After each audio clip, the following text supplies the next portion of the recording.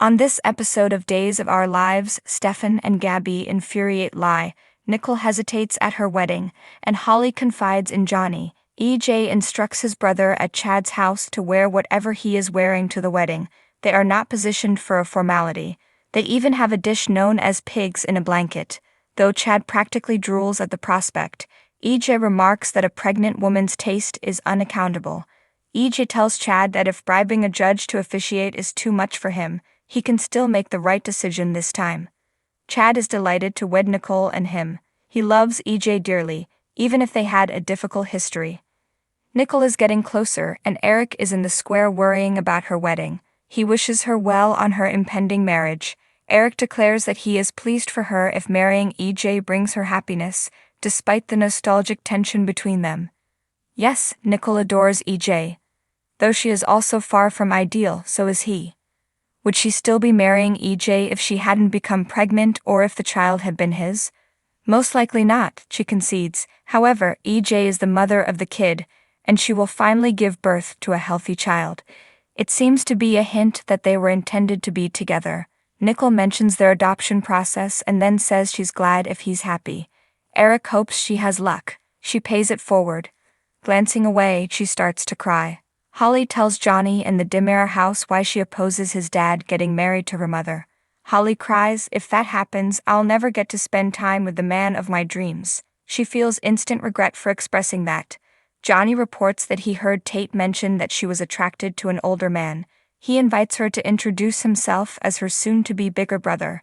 Holly blurts out, "It's your dad," in a panic. Johnny stutters. Holly fumbles to explain that it's simply a passing crush that she will get over. EJ strolls in. Holly makes up the story that they were discussing her clothes, which her mother finds improper. EJ and Nicole will work things out. Holly tells him she's fine with the wedding and apologizes for protesting. Hearing that makes him pleased, so he goes upstairs to change. Holly expresses gratitude to Johnny for keeping quiet. It would never happen to Johnny, and she's moved on from EJ, right? She says that she is. He advises her to remain with high school boys till she turns 18. Holly regrets not being able to give him the truth as he leaves to change. Nicole walks in. Who should I tell the truth about? Holly tells a false story about running lines for the school production. Nicole and Holly go get the bride ready as EJ and Johnny return dressed in suits. When he's by himself with Johnny, EJ considers this to be his final wedding. He and Nicole will live happily ever after this time. In the park, Stefan runs into Rolf and asks for assistance. Stefan argues that they must bring Lai to justice in order to return the stock shares to Stefano's family when Rolf refuses. Rolf gives in. Let the Dimmers live long. Lai encounters Stefan in the park after Gabi makes her fear that she is being abducted. According to him, Rolf is working on their plan's second step. Lai, like the shark that he is, devoured the bait, according to her.